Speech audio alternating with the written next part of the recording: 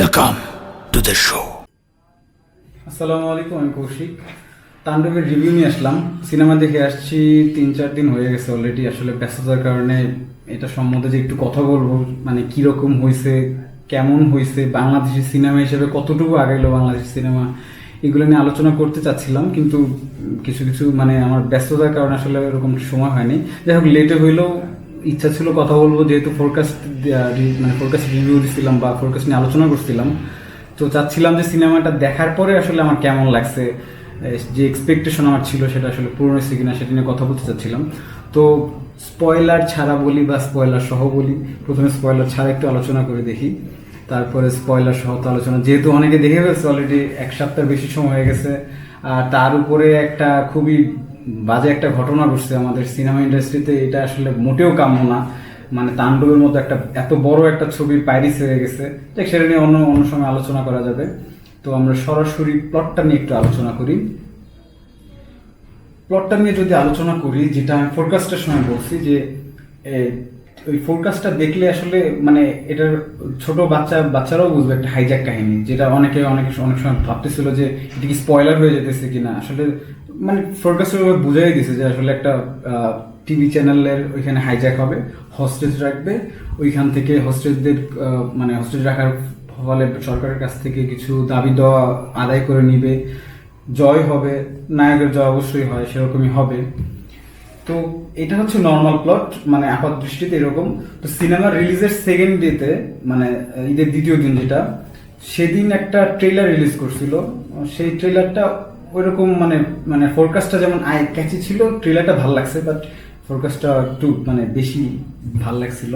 ওই ট্রেলারের মধ্যে ওরকম কিছু দেখায়নি, কিছু অ্যাকশন সিন দেখাইছিল, যেটা আসলে মানে বলতে গেলে স্পয়লার হয়ে যাবে কোথায় কি কাহিনী ছিল।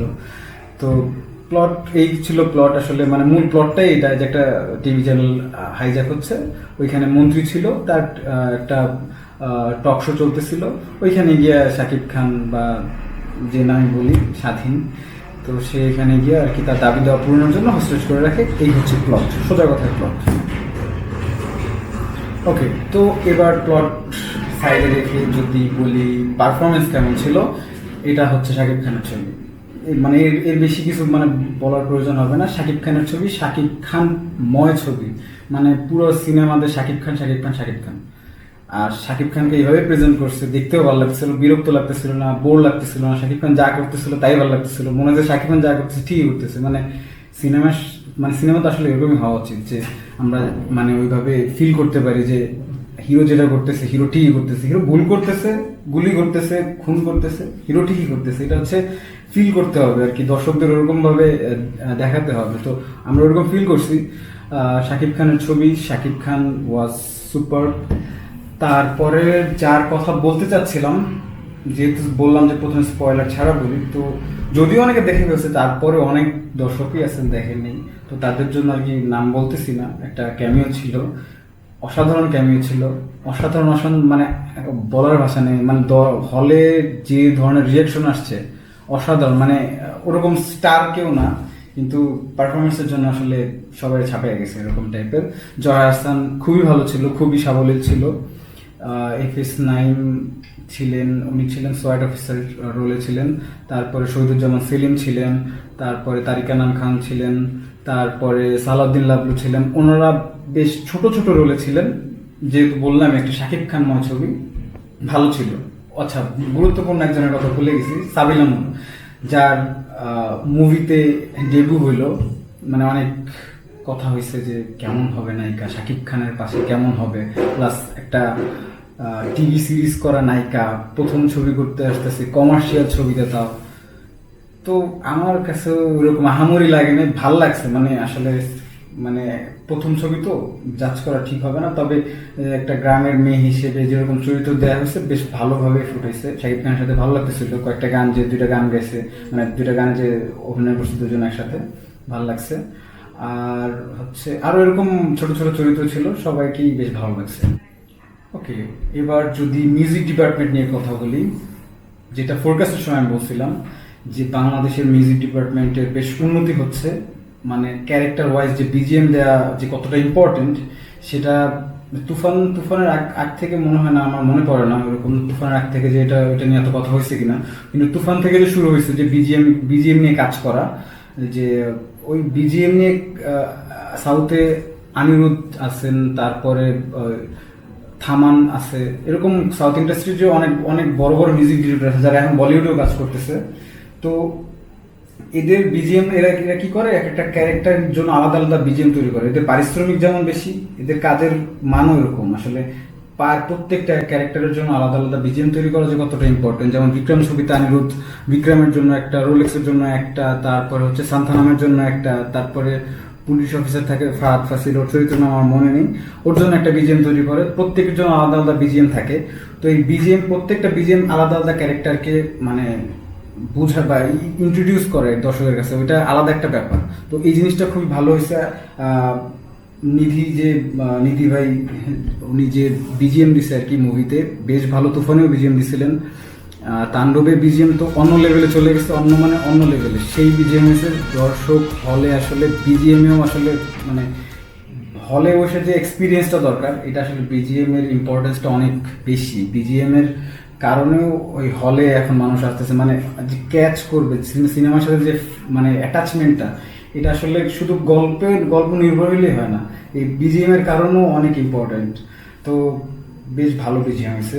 আর যে গানগুলো তৈরি করছে প্রীতম করছে, তারপরে অরিন্দমের একটা গান আছে, গানটা খুবই সুন্দর। তারপরে একটা গান আছে সিনেমার প্রথমেই দেয়, ওই গানটা এখন পাবলিশ হয় নাই, ওই যে খবর দে খবর দে খবর দে, ওই গানটা এখনো মনে হয় অফিসিয়ালি পাবলিশ হয়। ওই গানটা ব্যাপক হয়েছে, ব্যাপক। তো মিউজিক ডিপার্টমেন্ট ওয়াজ সুপার। ওকে, তো এবার যদি সিনেমাটোগ্রাফি নিয়ে একটু কথা বলি, বলবো একদম সামান্য।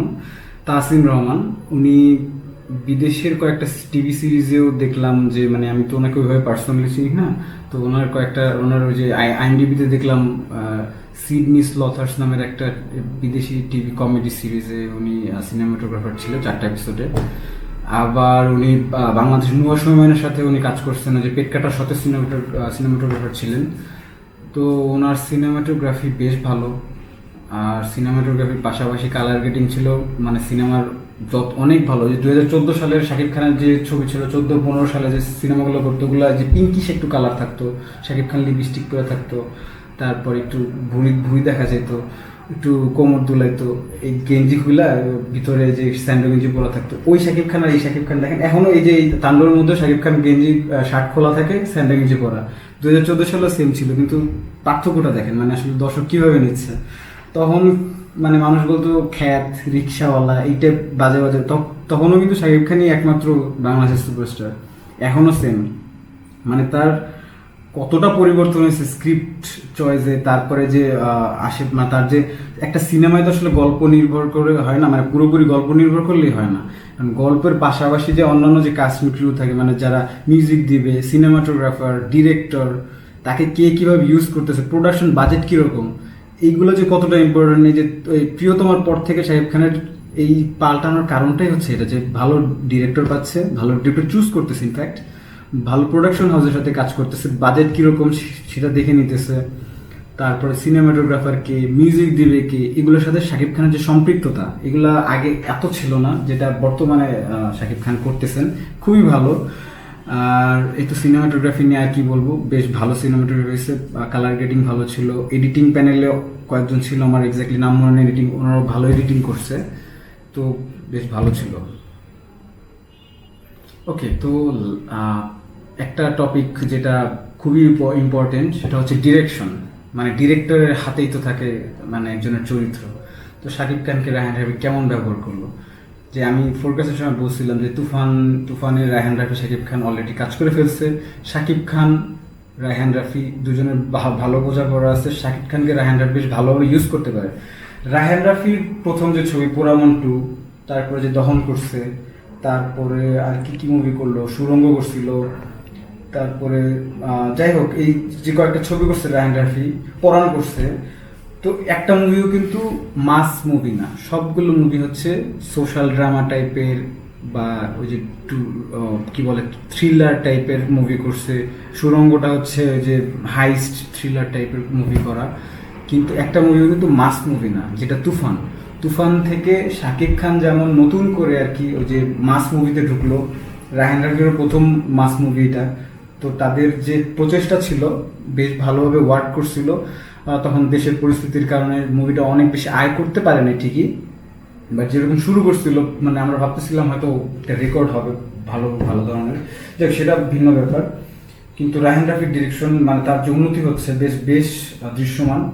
তুফানের পরবর্তী যে তাণ্ডবটা করলো, এটা তুফানকে অনেক অনেক দূরে ফেলাই দিচ্ছে আর কি, মানে ডিরেকশন ওয়াইজ যদি বলতে চাই। আমার কাছে পার্সোনালি রাফি আর ওই যে বরবাদের পরিচালক মেহেদী হাসান হৃদয়, দুজন ছাড়া তো আসলে দেখতেছি না আসলে মানে মাস মুভি করার মতো। ওই যে সঞ্জয় সামন্তর অবশ্যই ইনসার্ভ করছে এবার, মুভি আমি দেখি নাই সো আমি বলতে পারবো না। কিন্তু যাদের মুভি দেখতেছি যেমন রায়হান রাফির উপর এখন আলাদা ধরনের ভরসার কাজ করতেছে যে হলে গেলে রায়হান রাফির সিনেমা দেখবো ভালো হবে, মানে এইটুকু নিশ্চয়তা নিয়ে যাচ্ছি হলে। এই যে বিশ্বাসটা আমাদের রায়হান রাফির প্রতি আসতেছে, এটা দরকার ছিল, এটা আসছে। তো রায়হান রাফির প্রতি আমাদের যে বিশ্বাসটা থাকা দরকার বা আমরা সিনেমা হলে যাওয়ার জন্য যে বিশ্বাসটা আমাদের দরকার ছিল সেটা রায়হান রাফি আমাদের দিচ্ছে। প্লাস শাকিব খানের যে স্টারডম সেটাকে কিভাবে কাজে লাগে মানে দর্শকদেরকে হলে টানতে হবে, বেশ ভালোভাবে মুন্সিয়ানা দেখাচ্ছে রায়হান রাফি। পরবর্তী সিনেমা তুফান 2 হবে নাকি তাণ্ডব 2 হবে সেটা বলা মুশকিল। দুইটাতে ওই যে লোডিং দেখে আসছি হলে, ওই তুফান 2তেও দেখছি লোডিং, আর ওই যে তাণ্ডবেও দেখলাম তাণ্ডব 2 ইজ লোডিং। আর এটা তো স্পয়লারে যে চলে যাবো তা তখন বলতেছি, but Raihan Rafi was so good. বেশি কিছু বলবো না রায়হান রাফিকে নিয়ে। গল্পে টুইস্ট লাগবে না, নাকি পাবলিক বোর হয়ে যাবে তো। ব্যাপার হচ্ছে মুভিতে শাকিব খান তো ছিলই, শাকিব খানময় ছবি, তবে সিয়াম কি ছিল ভাই? সিয়াম ছিল মাথা নষ্ট করা, সিয়াম ছিল পাগল, পুরা পাগল।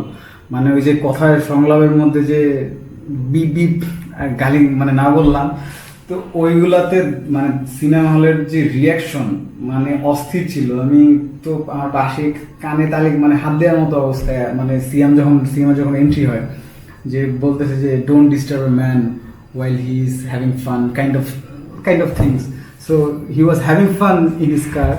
যাই হোক সেটা পার্সোনাল ব্যাপার।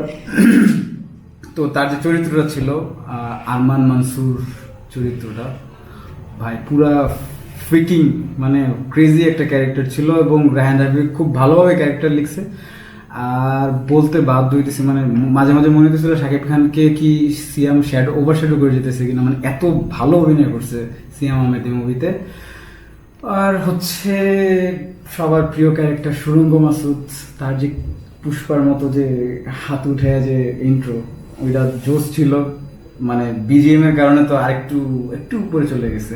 আরমানের যেটা বিজিএম ছিল ওইটাও বেশ ভালো ছিল, শাকিব খানের বিজিএমটা ভালো। তো ওই যে এখন যদি স্পয়লার নিয়ে কথা বলি, স্পয়লার বলতে আর কি মানে গল্প নিয়ে একটু আলোচনা করি যে শাকিব খান আসলে স্বাধীন যে চরিত্রটা প্লে করতেছিল পুরো মুভিতে, আসলে তো শাকিব খান স্বাধীন না। শাকিব খান আসলে কি? শাকিব খান তো ছিল মিকাই, মানে সে অন্য ধরনের মানে সন্ত্রাস টাইপের একটা ক্যারেক্টার প্লে করছে, যে সুরঙ্গ মাসুদের টাকা মানে গায়েব করে চলে গেছে, যার কারণে আসলে তাদের ক্ল্যাশ হবে কোন একটা মুভিতে। কোন মুভিতে হবে আমি জানি না, সেটা সুরঙ্গ 2 হবে নাকি তাণ্ডব 2-তে হবে সেটা রায়হান রাফি পরবর্তী জানাই দেবে। তো এই যে দুজনের ক্ল্যাশটা হবে, দেখতে বেশ ভালো লাগবে, যেহেতু লাস্ট সিনে মানে সুরঙ্গ মাসুদ বলে দিচ্ছে যে মিখাইল আমার টাকা নিয়ে তুই ঘুমাইতে পারবি না, জায়গায় জায়গায় ছেদা করে দেবো আমি সুরঙ্গ মাসুদ। এইখানে তো দর্শকরা চিল্লায় মানে কান কোন ফাটায় ফেলেছে। আর ওদিকে মিখাইল কিছুই বলে নেই, মিখাইল খালি দেখাইছে এই শেষ। তো এই দুজনের যে ক্ল্যাশ হবে বেশ ভালো ক্ল্যাশ হবে। আর ওইদিকে সিয়াম আহমেদ আছে, তার ওই ফাঁক করতে বেশ ভালো লাগছে। মানে অনেকের কাছে ওভার অ্যাক্টিং মনে হতে পারে যে একটা ক্রেজি ক্যারেক্টার ছিল, ভালো লাগছে, আমার কাছে পার্সোনালি ভালো লাগছে। আর জেলখানার সিনটা যে ওই যে আলাদা একটা সেলে রাখে, কি যেন সেলের নাম ভুলে গেছি, ওই সেলের মধ্যে যে ওই অ্যাকশন সিনটা হয় লাস্টে, যে স্বাধীন ওইখানেই তো স্বাধীন আসলে মইরা যায়। যারা সিনেমা দেখছেন তারা মানে বুঝতে পারবেন যে স্বাধীন আসলে কি। তো ওইখানে যে অ্যাকশন সিনটা ওই তো শাকিব খানের পুরো পাগল দেখাইছে, মানে মুখে সিগারেট, হাসতেছে, মানে সবাই মায়া মইরা ঝুলায় ঠোলায় হাতে গান নিয়ে হাসতেছে আর হাঁটতেছে। তো এই ছবিটা আসলে পুরো একটা সিনেমা তৈরি করছে, বেশ গালাগালি ছিল সিনেমার মধ্যে। আর যে কয়টা ক্যামিও দিছে খুব ভালো লাগছে। মানে এখন সিয়াম আহমেদের কিভাবে পরবর্তী সিনেমায় আনবে এটা হচ্ছে দেখার বিষয়, কারণ সিয়াম আহমেদ রায়হান রাফির আগের কোনো সিনেমায় ছিল না বলতে ওইরকম, মানে রায়হান রাফির সিনেমা তো অবশ্যই করছে, দামাল করছে, তারপরে হচ্ছে পুরমন 2 করছে, দহন করছে, কিন্তু মানে এই ইউনিভার্সের কোনো সিনেমা এখনো সিয়াম আহমেদ নাই। সুরঙ্গতে আফরান নিশো আর হচ্ছে তাণ্ডবের শাকিব খান তো আছে। এখন সিয়াম আমাদের কিভাবে অ্যাড করবে সেটা দেখার বিষয়, সেটা আমাদের বিষয় না, সেটা হচ্ছে রায়হান রাফির বিষয়। আমাদের বিষয় হচ্ছে এতটুকুই, আমাদের সিনেমা ভালো লাগছে। আর সিনেমা হলে যান, পাইরেসি বাদ দেন। টাকা তো কত জায়গায় খরচ হয়, মানে এটা তো দয়ার কোনো ব্যাপার না। ব্যাপার হচ্ছে এন্টারটেনমেন্ট। হলের সিনেমা হলে দেখে মজা, ফোনের দেখে আমি যে কয়েকটা ক্লিপ দেখছিলাম যে ভাইরাল হয়েছিল সিনেমা মুক্তির সময়, আমি কিন্তু দেখছি ঠিকই, তারপর আমার হলে যাওয়ার জন্য আরো আগ্রহ বেড়ে গেছে। তো হলের সিনেমা হলে দেখতে মজা, যে এনভায়রনমেন্টটা পাবেন, যে সাউন্ড আসবে, তো আশেপাশের দর্শকদের যে রিয়াকশনটা থাকবে, এগুলো আসলে আপনি ভাই ঘরে বসে কাঁথার তলে ফোন নিয়ে দেখে মজা পাবেন না।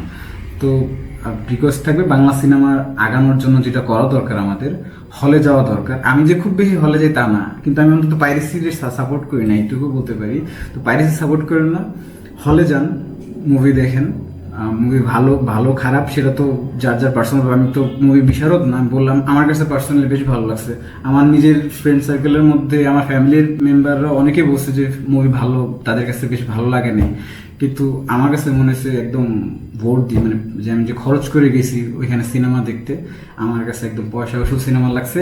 এবং তাণ্ডব 2 এর জন্য আমি অবশ্যই খুব আগ্রহে আছি, দেখা যাক, আশা করি ভালো কিছু হবে।